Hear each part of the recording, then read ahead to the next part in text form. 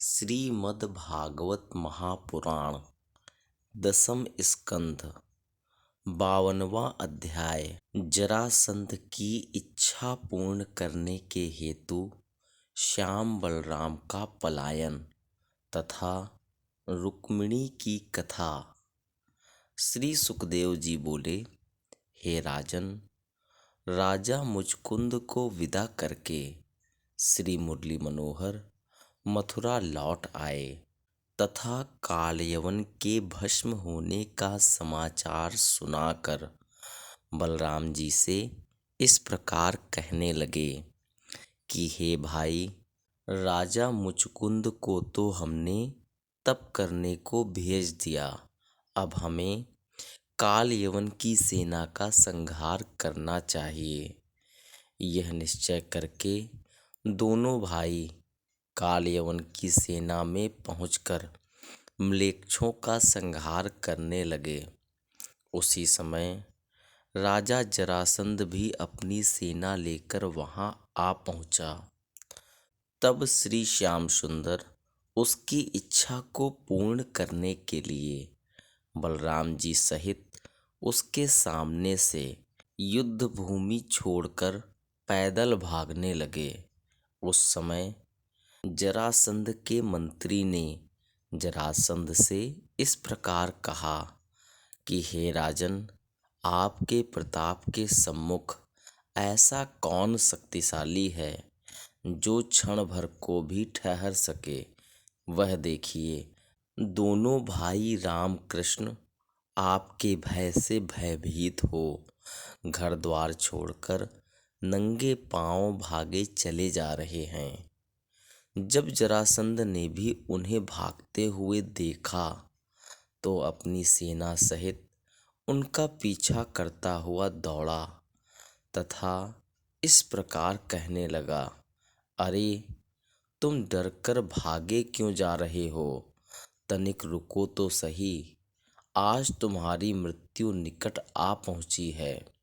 इतनी कथा सुनाकर श्री सुखदेव जी ने कहा, हे परीक्षित, इस प्रकार जब श्री कृष्ण तथा बलराम जी ने युद्ध से भागकर नारद मुनि का वचन सत्य किया, तब जरासंध के हृदय का पिछला सब शोक दूर हो गया और ऐसा प्रसन्न हुआ कि जिसका कुछ वर्णन नहीं किया जा सकता।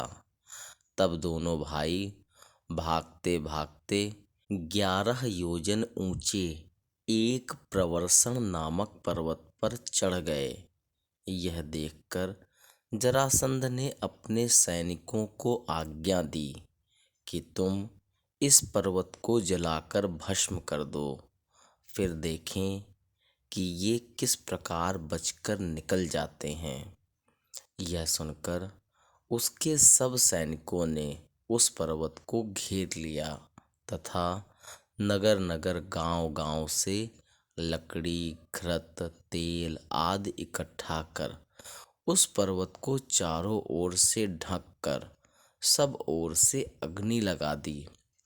जब अग्नि की लपटें पर्वत की चोटी तक पहुंचने लगीं, तब दोनों भाइयों ने वहां से इस प्रकार द्वारका का मार्ग लिया कि किसी ने उन्हें जाते हुए नहीं देखा। दोनों भाइयों के चले जाने पर वह अग्नि भी अपने आप बुझ गई तथा पर्वत ज्यों का त्यों हो गया।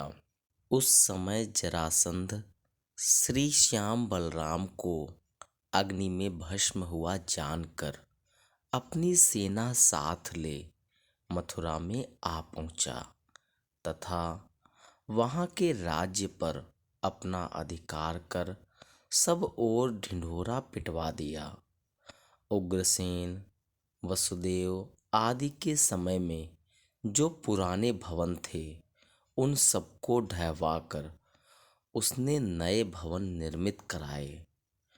उधर तो श्री कृष्ण जी द्वारका में पहुंचे और इधर जरासंध भी अपने देश को लौट गया। हे परीक्षित, जब श्री कृष्ण तथा बलराम द्वारका में पहुंच गए तो सब लोगों को बड़ा आनंद हुआ। अस्तु कुछ समय बीतने पर राजा रेवत ने ब्रह्मा जी की आज्ञानुसार अपनी पुत्री रेवती का विवाह बलराम जी के साथ कर दिया। तदुपरांत श्री कृष्ण जी राजा भीष्मक की कन्या रुक्मिणी को, जिसकी सगाई शिशुपाल के साथ हो गई थी, जबरदस्ती हरण करके ले आए तथा उसके साथ अपना विवाह किया। यह सुनकर राजा परीक्षित ने कहा, हे प्रभो, श्री कृष्ण जी रुक्मिणी को बहुत से राजाओं के बीच से किस प्रकार जीत कर लाए, वह कथा मुझे सुनाने की कृपा कीजिए। श्री सुखदेव जी बोले, हे परीक्षित, विदर्भ देश का राजा भीष्मक कुंडिनपुर में रहकर धर्मपूर्वक अपनी प्रजा का पालन करता था। रुक्माग्रज आदि उसके 5 पुत्र थे। तदुपरांत जब उसके घर परम सुंदरी रुक्मिणी नामक कन्या ने जन्म लिया तो राजा ने ज्योतिषियों को बुलाकर उसका लग्न फल पूछा। उस समय ज्योतिषियों ने यह कहा कि हे राजन, यह कन्या रूप, गुण तथा शील की भंडार है। इसका विवाह श्री परब्रह्म प्रभु के साथ होगा। यह सुनकर राजा को बड़ी प्रसन्नता हुई तथा उसने पंडितों को बहुत दान दक्षिणा देकर ससम्मान विदा किया। तत्पश्चात वह कन्या चंद्रकला के समान बढ़ने लगी। जब वह सयानी हुई तो एक दिन नारद जी कुंडिनपुर में गए। वहां उन्होंने रुक्मिणी का हाथ देखकर कहा कि तेरा विवाह आनंद कंद श्री कृष्णचंद्र जी के साथ होगा। यह सुनकर रुक्मिणी जी को अत्यंत प्रसन्नता हुई। तदुपरांत नारद जी ने द्वारकापुरी में जाकर श्री श्याम सुंदर जी से इस प्रकार कहा कि हे प्रभु, राजा भीष्मक की पुत्री रुक्मिणी लक्ष्मी के समान सुंदर तथा गुण संपन्न है। वह आपके विवाह योग्य है। यह सुनकर श्री श्याम सुंदर के हृदय में भी रुक्मिणी की प्रीति उत्पन्न हुई। उन्हीं दिनों कुछ याचकों ने भी कुंडिनपुर में जाकर श्री कृष्ण चरित्र का गान किया। उसे सुनकर वहां के निवासियों को श्री मुरली मनोहर के दर्शनों की अभिलाषा हुई। उन याचकों की चर्चा जब राजा भीष्मक के पास पहुंची तो उन्होंने याचकों को राज मंदिर में बुलवाकर उनके द्वारा श्री कृष्ण चरित्र सुना। उसे सुनकर राजा तथा रानी को अत्यंत प्रसन्नता हुई। उस समय अपनी अटारी पर बैठी हुई रुक्मिणी ने भी वह चरित्र सुना था, सो उसके हृदय में श्री कृष्ण जी के प्रति प्रेम और अधिक बढ़ गया। इतनी कथा सुनाकर श्री सुखदेव जी ने कहा, हे परीक्षित, याचकों के मुख से श्री श्याम सुंदर का यशोगान सुनकर रुक्मिणी श्री श्याम सुंदर के ध्यान में ऐसी डूबी कि वह दिन रात 8 प्रहर उन्हीं का स्मरण किया करती थी तथा उन्हें प्राप्त करने के लिए श्री पार्वती जी का पूजन करके यह वर मांगती थी कि गौरी कृपा करहूँ तुम ऐसी, मिलै मधुर मूरति ही जैसी। नंद नंदन पति देव कहावै, दासी जानी मोहि अपनावैं। इस प्रकार श्री श्याम सुंदर का ध्यान धरकर रुक्मिणी ने यह प्रण किया कि मैं श्री श्याम सुंदर के अतिरिक्त अन्य किसी को अपना पति नहीं बनाऊंगी। रुक्मिणी के माता पिता भी रुक्मिणी के इस निश्चय से अत्यंत संतुष्ट थे। जब कभी रुक्मिणी श्री श्याम सुंदर के विरह में उदास होकर रोने लगती थी, उस समय उसकी सखियां श्री कृष्णचंद्र जी की चर्चा करके उसे प्रसन्न कर लिया करती थीं। अस्तु एक दिन जब रुक्मिणी अपनी सखियों के साथ खेलती हुई राजा भीष्मक के निकट पहुंची, तो राजा ने उसे विवाह योग्य देखकर यह विचार किया कि अब मुझे रुक्मिणी का विवाह शीघ्र कर देना चाहिए, अन्यथा संसारी लोग मेरी निंदा करेंगे। यह सोचकर राजा ने अपने पांचों पुत्रों, मंत्री तथा इष्ट मित्रों को सभा में बैठाकर यह कहा कि अब रुक्मिणी विवाह योग्य हो चुकी है, सो तुम लोग कोई श्रेष्ठ तथा योग्य वर बताओ। यह सुनकर सभासदों ने अनेक राजकुमारों के नाम बताए, परंतु वे राजा को पसंद नहीं आए। उस समय रुक्माग्रज नामक राजा के बड़े पुत्र ने यह कहा कि हे पिता, चंदेरी नगर का राजा शिशुपाल अत्यंत बलवान तथा कुलीन है, अतः आप रुक्मिणी का विवाह उसके साथ करके संसार में सुयश प्राप्त करें। जब राजा को उसकी बात भी ठीक नहीं लगी, तब रुक्मकेश नामक छोटे पुत्र ने इस प्रकार कहा, हे पिता, आप रुक्मिणी का विवाह कृष्णचंद्र जी के साथ करिए। यह सुनकर राजा भीष्मक को अत्यंत प्रसन्नता हुई तथा यह कहा कि निश्चय ही यदुवंशियों में राजा सूरसेन अत्यंत प्रतापी हैं तथा उनके पुत्र वसुदेव भी ऐसे धर्मात्मा हैं कि उनके यहाँ श्री नारायण जी ने कृष्ण नाम से अवतार लिया है। उन श्री कृष्णचंद्र जी ने कंस आदि अधर्मियों को मारकर सब यदुवंशियों तथा प्रजा को आनंद पहुँचाया है। उनके साथ रुक्मिणी का विवाह करने से मुझे अवश्य ही यश प्राप्त होगा। राजा भीष्मक के ऐसे वचन सुनकर तीनों छोटे पुत्र तथा सभासदों ने प्रसन्न होकर यह कहा कि हे महाराज, आपका विचार अत्यंत श्रेष्ठ है।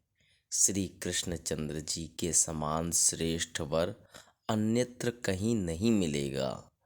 उस समय राजा के बड़े पुत्र रुक्माग्रज ने झुंझलाकर यह कहा कि हे सभासदों, तुम सब गंवार हो जो ऐसी बातें कह रहे हो। तुम कृष्ण को नहीं जानते। हे पिता, उस गंवार ग्वाले की जाति पाति का भी कोई ठिकाना नहीं है। कोई उसे वसुदेव का पुत्र कहता है तो कोई नंद का बेटा बताता है। यदुवंशी भी कोई पुराने राजा नहीं हैं। वे अभी कुछ दिनों से यदि बढ़ गए हैं तो भी उनकी गणना श्रेष्ठ कुल वालों में नहीं हो सकती। इसलिए उनके घर में रुक्मिणी का विवाह करने से संसार में सर्वत्र अपयश मिलेगा। लोग मुझे ग्वाल का साला कहेंगे। तब मैं किसी को अपना मुंह किस प्रकार दिखाऊंगा। अतः हे राजन, आप रुक्मिणी का विवाह श्रेष्ठ कुल वाले राजा शिशुपाल के साथ ही करिए, जिसके प्रताप तथा बल के सम्मुख अन्य राजा थर थर कांपते हैं। हे परीक्षित, रुक्माग्रज के ऐसे वचन सुनकर सब सभासद मन में पछताकर चुप रह गए तथा राजा भीष्मक भी उसे अपना बड़ा पुत्र जानकर मौन रह गए। यह देखकर रुक्माग्रज ने ज्योतिषियों से शुभ लग्न पूछकर एक ब्राह्मण के हाथों रुक्मिणी के विवाह का टीका शिशुपाल को भेज दिया। जब ब्राह्मण चंदेरी पहुंचा, तब शिशुपाल ने बड़े सम्मान तथा हर्षपूर्वक उस टीके को चढ़ा लिया तथा ब्राह्मण को दान दक्षिणा देकर सत्कार करके विदा किया। तब ब्राह्मण ने कुंडिनपुर में लौटकर राजा भीष्मक तथा रुक्माग्रज को टीके का हाल सुनाकर यह कहा कि राजा शिशुपाल बड़ी धूमधाम से बारात लेकर आ रहे हैं, अतः आप विवाह की तैयारियां कीजिए। इस समाचार को सुनकर राजा भीष्मक पहले तो बहुत उदास हुए, फिर धैर्य धरकर रानी से सब हाल कहा तथा विवाह की तैयारियां कराने लगे।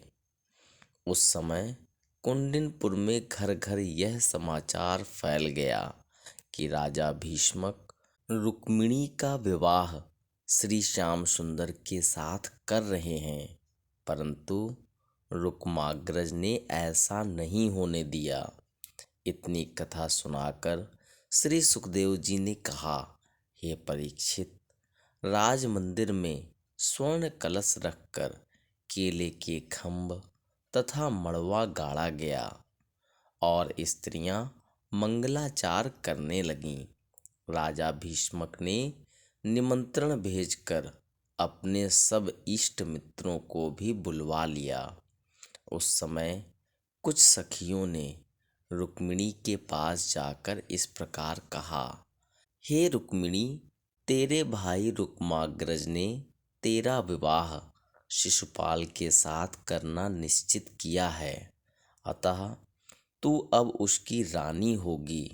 यह सुनकर रुक्मिणी अपने मन में विचार करने लगी कि मैंने तो श्री श्याम सुंदर को अंतःकरण से अपना पति मान लिया है, अतः उनके बिना किस प्रकार जीवित रहूंगी। हे परीक्षित, बहुत कुछ सोच विचार करने के उपरांत रुक्मिणी ने यह निश्चय किया कि किसी आदमी को श्री कृष्ण जी के पास भेजकर उन्हें अपने मन की अभिलाषा से परिचित कराना चाहिए।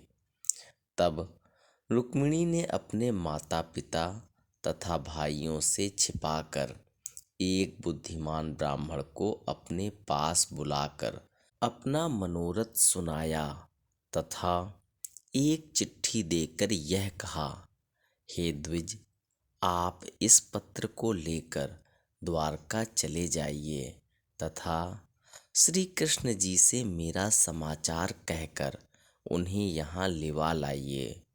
इस उपकार के लिए मैं आपकी जन्म भर ऋणी रहूंगी। यह सुनकर वह ब्राह्मण श्री श्याम सुंदर का ध्यान धरकर वहां से द्वारका को चला तथा श्री मुरली मनोहर की कृपा से कुछ देर में ही वहां जा पहुंचा। जिस समय द्वारपालों ने उससे यह कहा कि हे ब्राह्मण देवता, आप निर्भय होकर हमारे स्वामी के पास चले जाइए, वे आपका अत्यंत सम्मान करेंगे, तो वह श्री वसुदेव जी के राजभवन में पहुंचकर उनके सम्मुख जा खड़ा हुआ।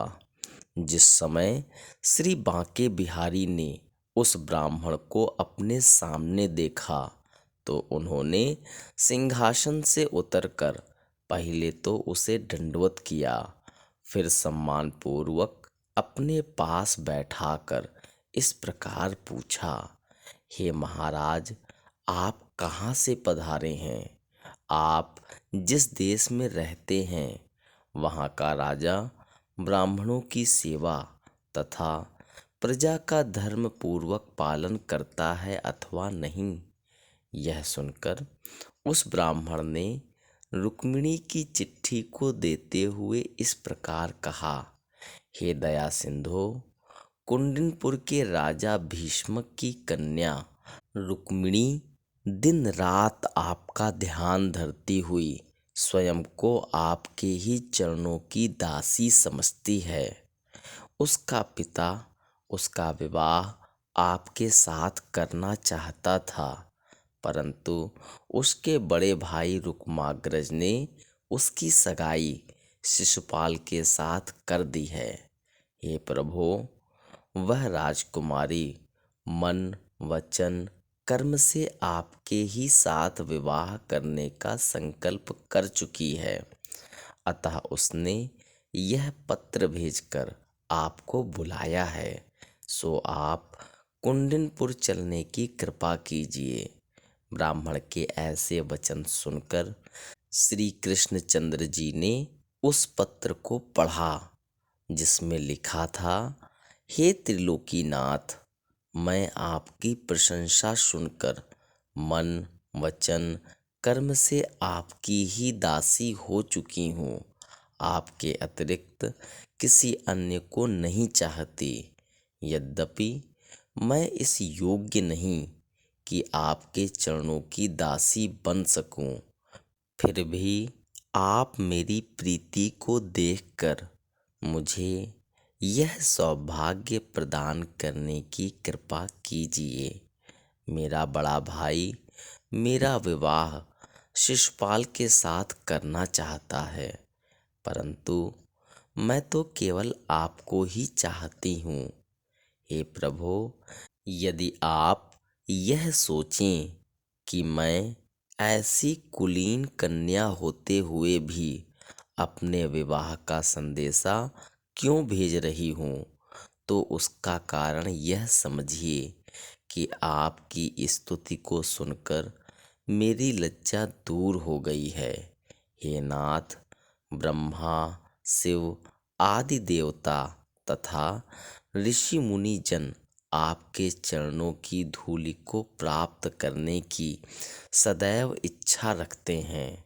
सो मैं भी उन चरणों की सेवा करके उस पदरज को अपने मस्तक पर लगाना चाहती हूँ।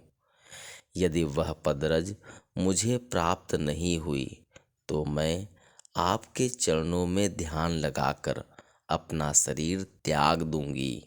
हे प्रभु, शिशुपाल बारात सजाकर कुंडिनपुर में आ रहा है, सो आप शीघ्र ही यहाँ आकर शत्रुओं को जीतिए तथा मुझे ले जाइए।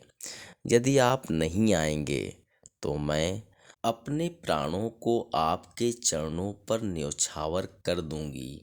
हे दीनानाथ, कहीं ऐसा न कर बैठिएगा कि सिंह के आहार को गीदड़ ले जाए।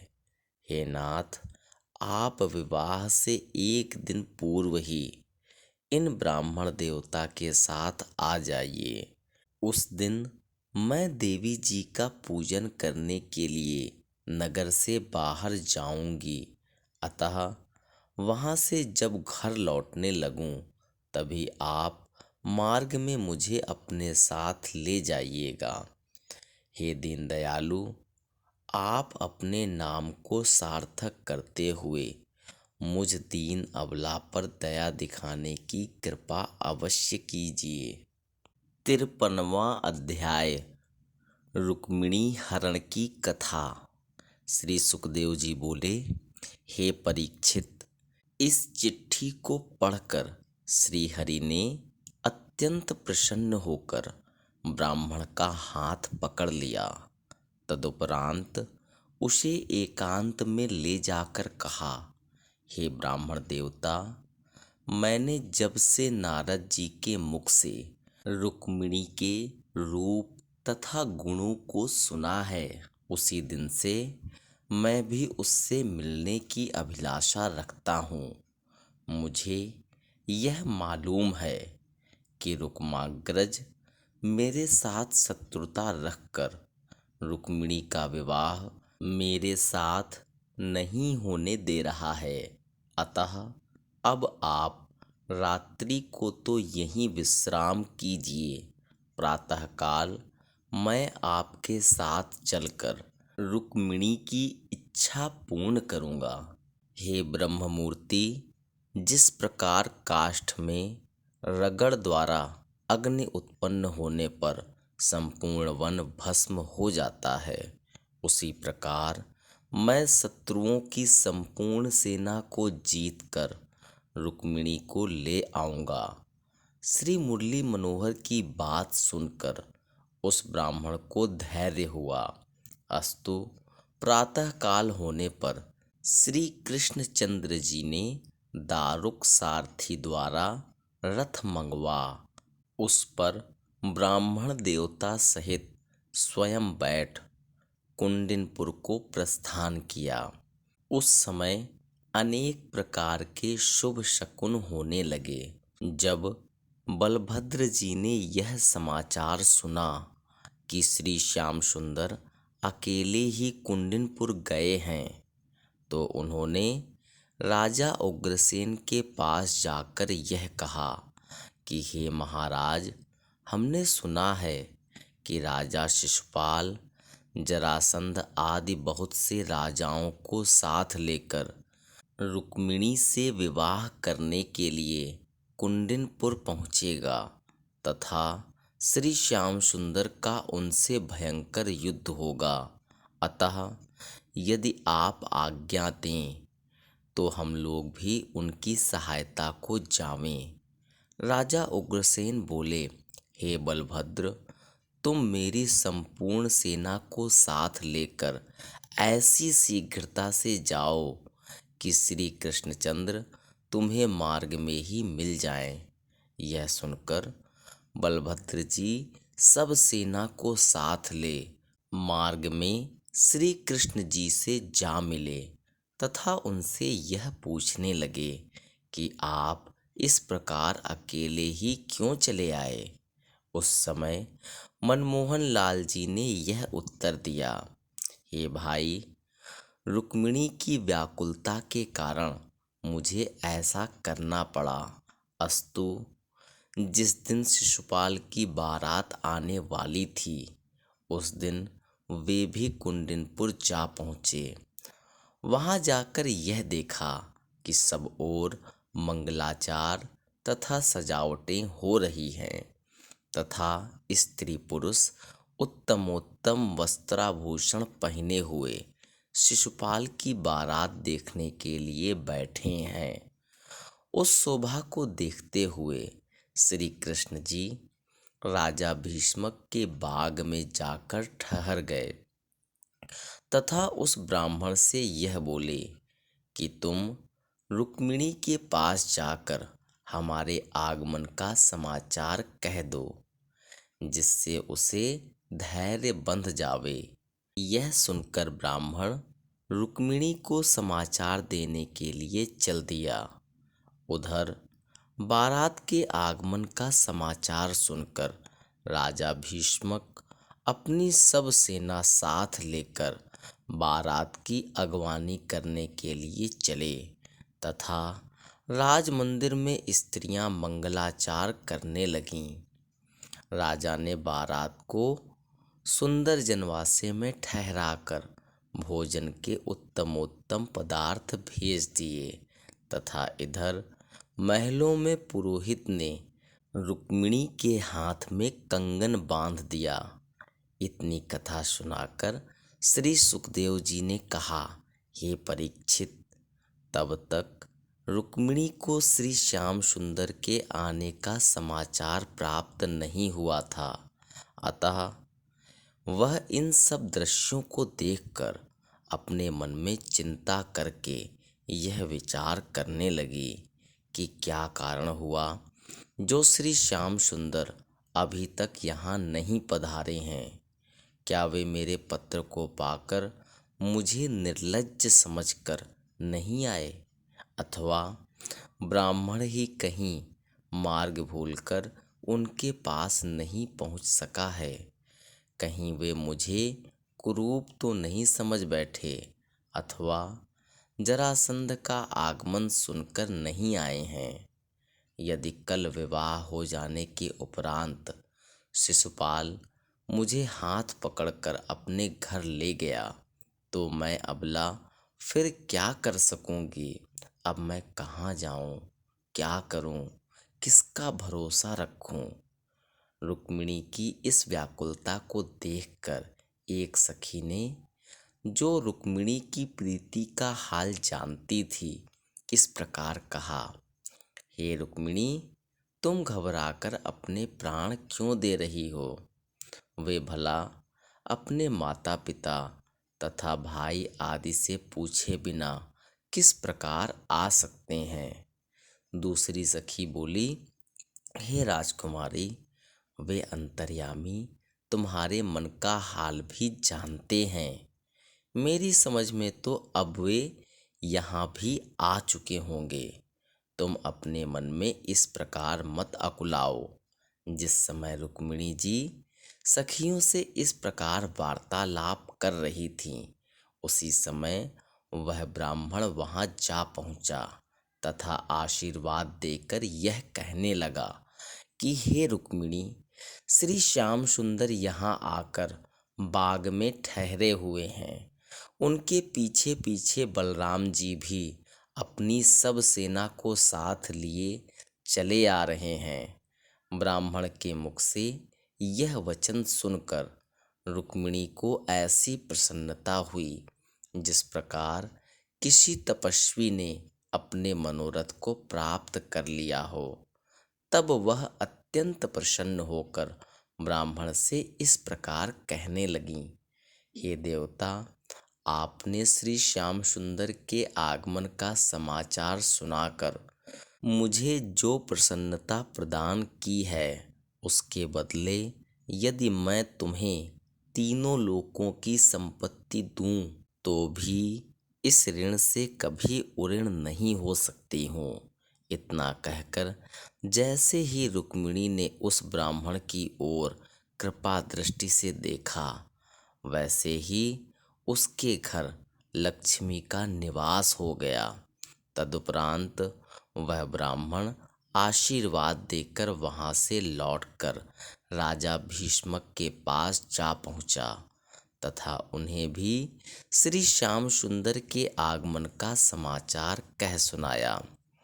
उसे सुनकर राजा अत्यंत प्रसन्न हो रत्नाभूषणों की भेंट लेकर अपने चारों छोटे पुत्रों सहित श्री कृष्ण जी के समीप जा पहुँचे तथा उन्हें भेंट आदि दे दंडवत कर हाथ जोड़कर इस प्रकार कहने लगे, हे प्रभु, आपने यहाँ पधार कर मुझे अपने दर्शनों से कृतार्थ कर दिया है। आप अंतर्यामी हैं, अतः मेरे मन का सब हाल जानते हैं। अधिक क्या कहूँ? इतना कहकर राजा ने उनके ठहरने आदि का उत्तम प्रबंध किया और फिर लौटकर घर चले गए तथा उनके लिए भोजन आदि की सामग्री भिजवाई। जब कुंडिनपुर वासियों ने उन दोनों भाइयों के आगमन का समाचार सुना, तब सब लोग अत्यंत प्रसन्न हो भेंट ले लेकर उनके पास गए तथा उन्हें दंडवत प्रणाम करके परस्पर इस प्रकार चर्चा करने लगे, हे भाइयों, रुक्मिणी के योग्य वर तो श्री कृष्णचंद्र जी ही हैं। वह अधम शिशुपाल तो किसी योग्य नहीं है। ईश्वर करे कि इन्हीं के साथ रुक्मिणी का विवाह हो, तभी हम सबके हृदय को भी प्रसन्नता होगी। अस्तु, जब 4 घड़ी दिन शेष रहा, तो श्री श्याम जी तथा बलराम जी कुंडिनपुर की शोभा को देखने के लिए रथ में बैठकर नगर में जा पहुँचे। वे जहाँ जहाँ भी पहुँचते थे वहीं के सभी स्त्री पुरुष उनके दर्शन कर नेत्रों का लाभ पा पुष्प वर्षा करते हुए इस प्रकार कहते कि इन दोनों भाइयों ने अपनी सुंदरता से संपूर्ण विश्व की छवि को जीत लिया है। यदि श्री श्याम सुंदर के साथ रुक्मिणी का विवाह हो तो हम सब भी इन जैसे संबंधी को पाकर धन्य हो जाएंगे। संध्या होने पर दोनों भाई शिशुपाल आदि की सेना को देखकर अपने डेरे पर लौट आए। हे परीक्षित, जब रुक्माग्रज ने उन दोनों भाइयों के आने का समाचार सुना तो अत्यंत क्रोध करके अपने पिता के पास जाकर यह कहा, हे पिता, तुम हमें यह सत्य बतलाओ कि इस विवाह में विघ्न डालने के लिए कृष्ण बलराम को यहाँ किसने बुलवाया है। यह सुनकर राजा भीष्मक ने उत्तर दिया कि मैंने उन्हें नहीं बुलवाया है। तब रुक्माग्रज ने शिशुपाल तथा जरासंध के पास जाकर यह कहा कि यहाँ श्याम तथा बलराम भी आए हुए हैं, अतः तुम अपने सेनापतियों से यह कह देना कि वे सदैव सावधान रहें। हे परीक्षित, श्री कृष्णचंद्र तथा बलराम जी का नाम सुनकर राजा शिशुपाल तो भयभीत हो चित्रवत मौन रह गया, परंतु जरासंध ने रुक्माग्रज को यह उत्तर दिया, हे मित्र, इन दोनों भाइयों ने कंस आदि बड़े बड़े योद्धाओं को सहज ही में मार दिया है, अतः ये यहाँ भी उपद्रव किए बिना नहीं मानेंगे। तुम इन्हें साधारण बालक मत समझो। इन्होंने मेरे 23 अक्षौहिणी दल का 17 बार संहार किया है। जब मैं 18वीं बार फिर इनसे युद्ध करने गया, उस समय ये दोनों भाई बिना युद्ध किए ही मेरे सामने से भागकर एक पर्वत पर जा चढ़े। जब मैंने उस पर्वत में आग लगवा दी तो ये वहाँ से किसी प्रकार बचकर निकल गए तथा अब द्वारका में जाकर रह रहे हैं। इसलिए कोई ऐसा उपाय करना चाहिए जिससे हमारी लज्जा न जाने पावे। जरासंध के ये वचन सुनकर रुक्माग्रज ने अभिमान पूर्वक कहा, हे जरासंध, तुम इनसे इतने भयभीत क्यों हो रहे हो? मैं इन्हें भली भांति जानता हूँ। ये वृंदावन में उछल कूद कर गौवें चराया करते थे।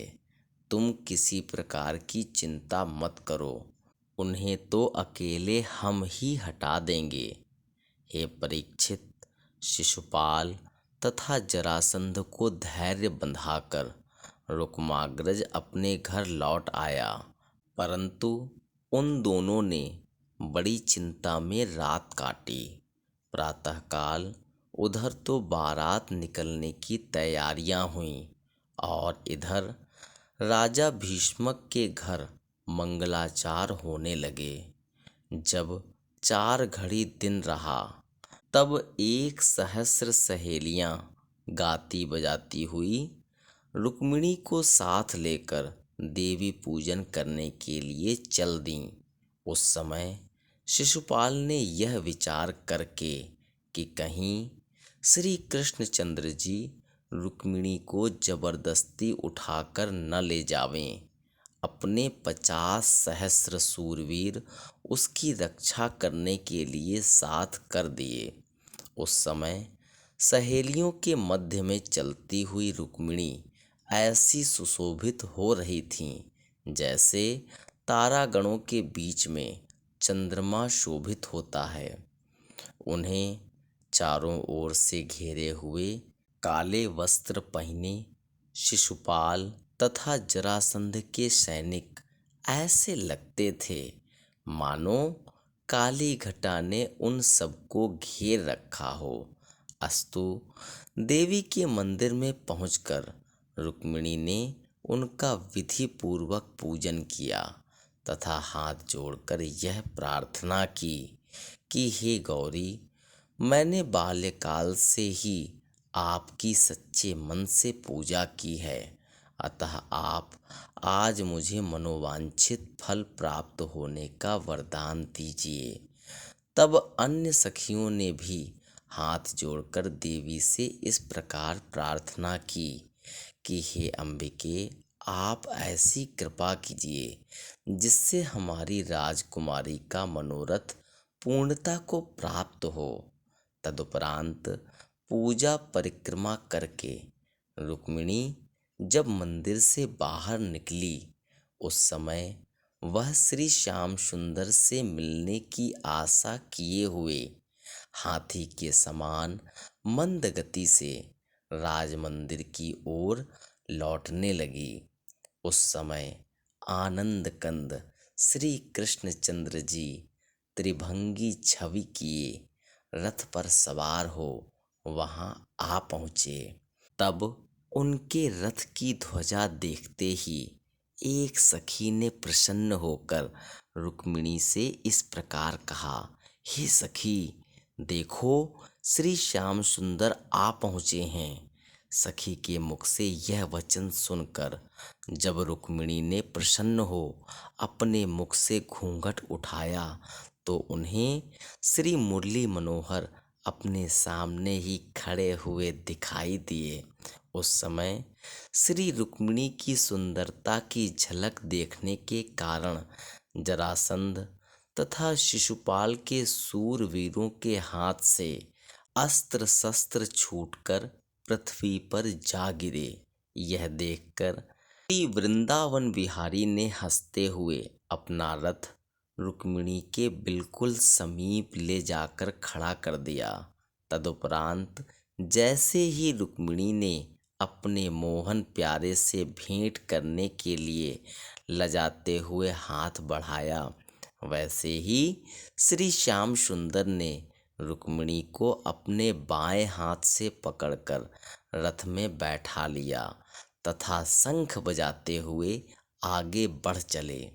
इतनी कथा सुनाकर श्री सुखदेव जी ने कहा, हे परीक्षित, उस समय रुक्मिणी अपने व्रत पूजन आदि का संपूर्ण फल प्राप्त करके पिछले सब शोक भूल गई। जरासंध तथा शिशुपाल के सूरवीर मुंह ताकते ही रह गए तथा श्री श्याम सुंदर उन सब के बीच में से रुक्मिणी को उठाकर इस प्रकार ले गए जैसे सिंह गीदड़ों के झुंड में निर्भयता पूर्वक घुसकर अपना आहार उठा लाता है। अस्तु, जब श्री श्याम सुंदर का रथ वहां से 12 कोस दूर निकल गया, तब सब योद्धागण भी चैतन्य होकर उनके पीछे पीछे दौड़े। उस समय बलराम जी भी यह देखकर कि श्री कृष्ण जी रुक्मिणी को रथ पर बैठाकर द्वारका की ओर चले जा रहे हैं, अपनी सेना को साथ लेकर उनकी रक्षा करने के लिए समीप जा पहुँचे। उस समय रुक्मिणी को घबराई हुई देखकर श्री हरि ने इस प्रकार कहा, हे रुक्मिणी, तू चिंतित मत हो।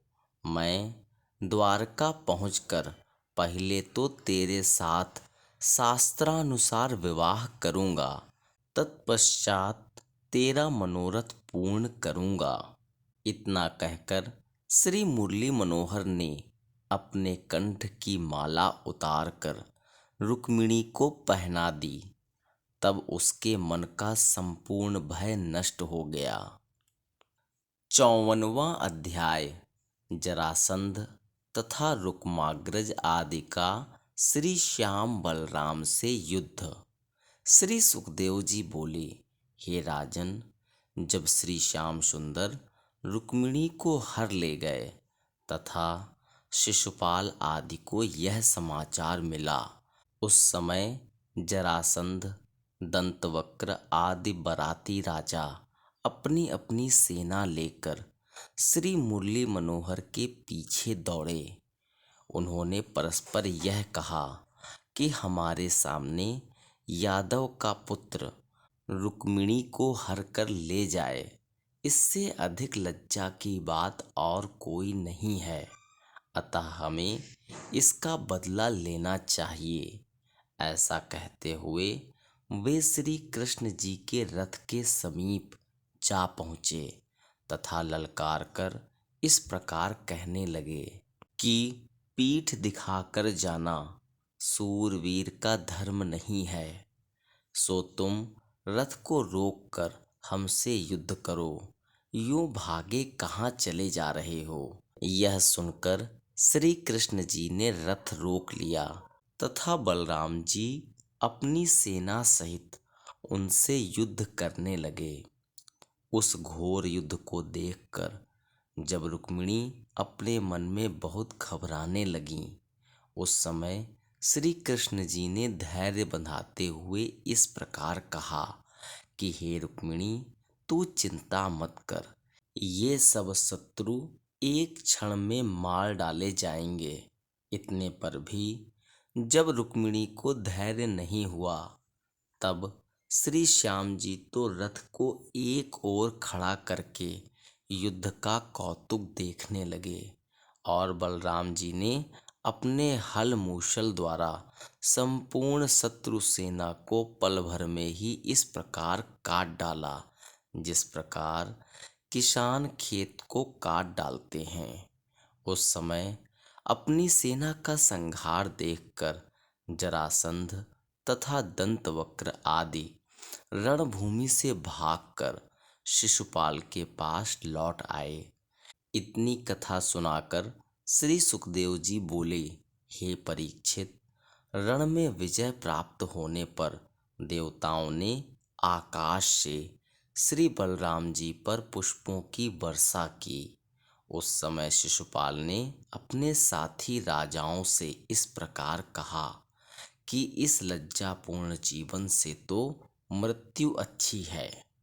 कृष्णचंद्र द्वारा रुक्मिणी के हर लिए जाने पर मैं तो संसार में कहीं मुख दिखाने योग्य भी नहीं रहा। तब शिशुपाल की बात सुनकर जरासंध ने यह कहा, हे राजन, बुद्धिमानों को जय पराजय का हर्ष शोक नहीं करना चाहिए।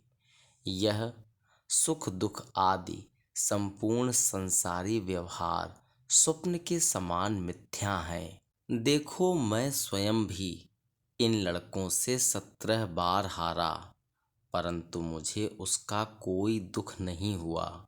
18वीं बार जब ये मेरे सामने युद्ध भूमि से भाग गए तो मैंने उसका कोई हर्ष भी नहीं मनाया। ये दोनों बालक न जाने किनके अवतार हैं कि इनकी लीला ही कुछ समझ में नहीं आती। अतः तुम्हें भी अपने समय को देखते हुए इस समय चिंता को त्याग देना चाहिए।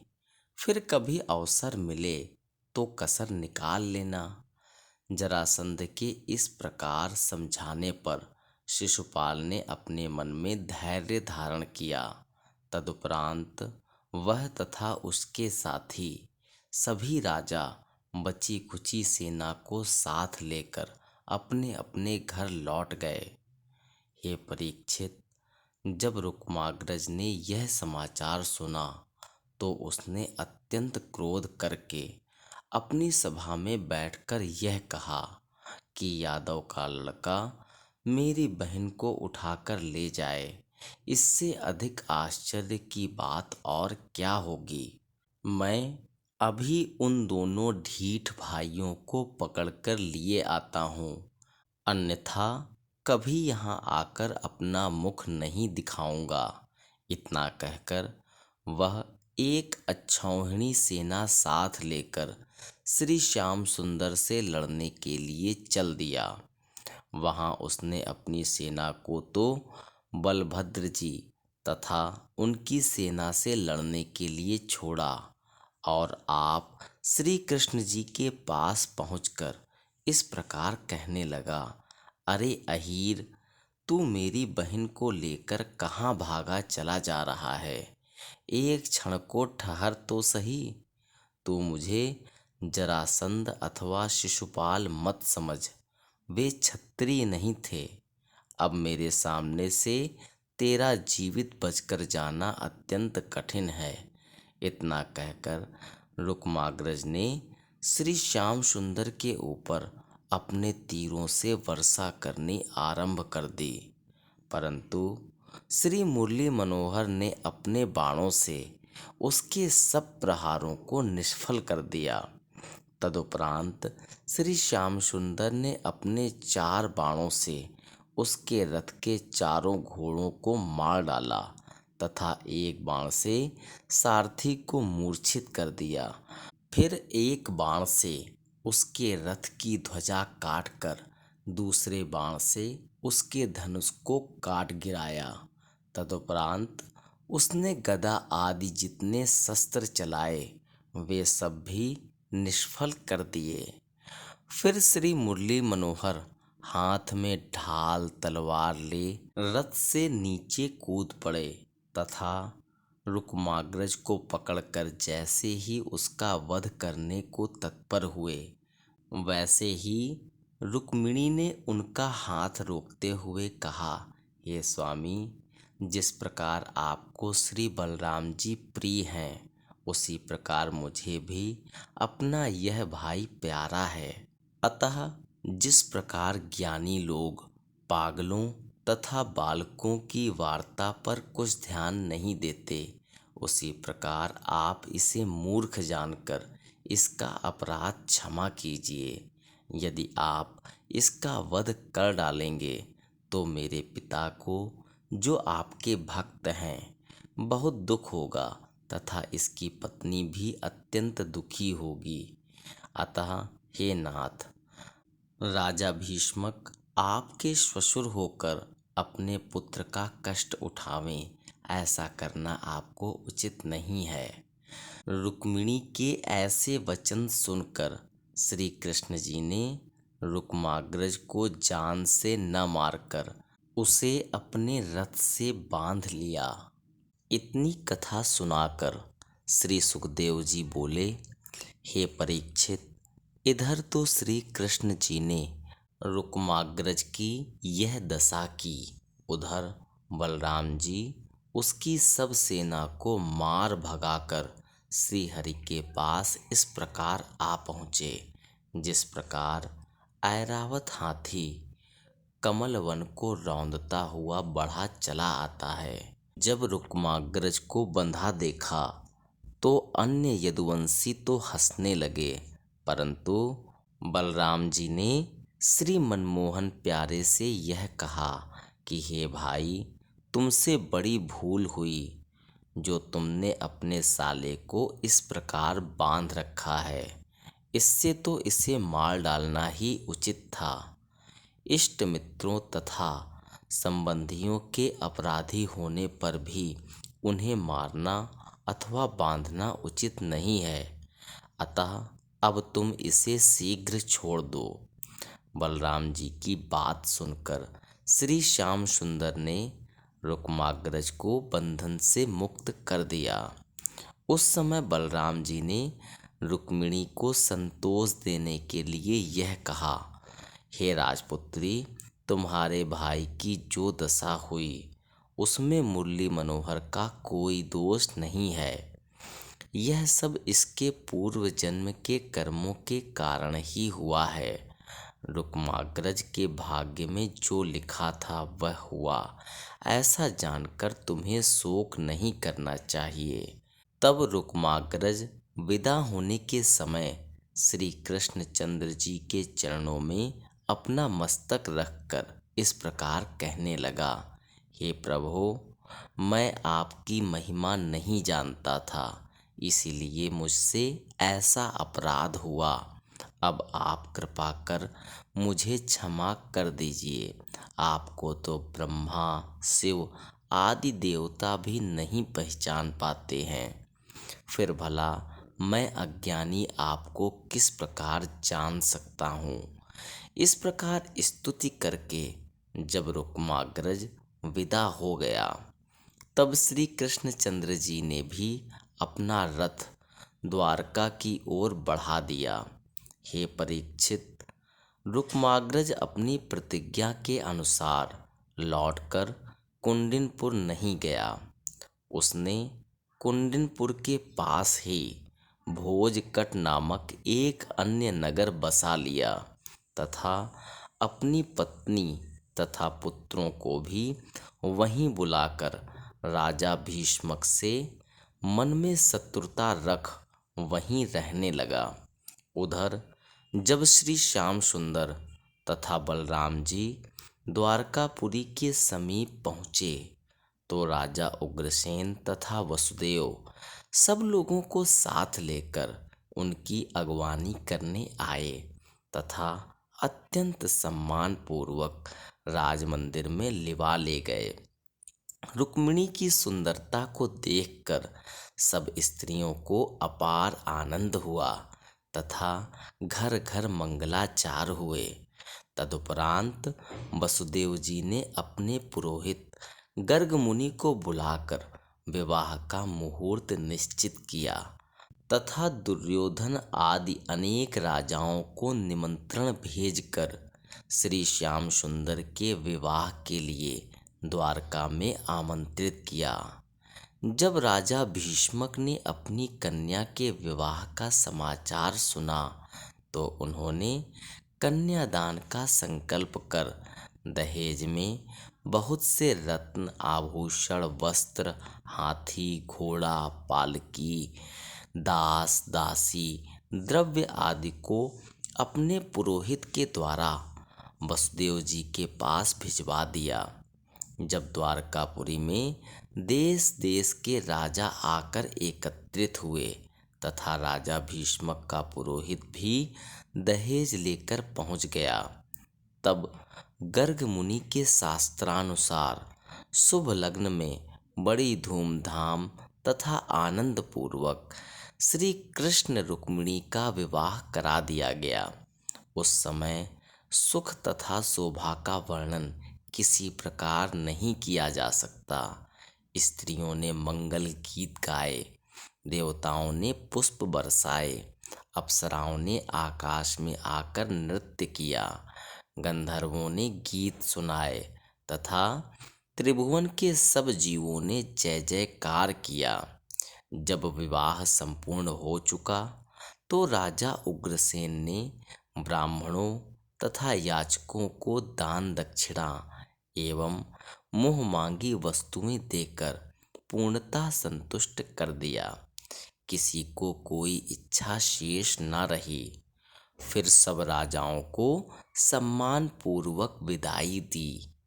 इतनी कथा सुनाकर श्री सुखदेव जी ने कहा, हे परीक्षित, रुक्मिणी के द्वारका में आने पर प्रत्येक घर में लक्ष्मी का निवास हो गया तथा सब राजा श्री श्याम जी के अधीन रहकर अपने अपने देश की भेंटें भेजने लगे। रुक्मिणी मंगल की इस कथा को जो कोई सच्चे मन से कहता, सुनता अथवा पढ़ता है, उसे मुक्ति एवं तीर्थ स्नान का फल प्राप्त होता है।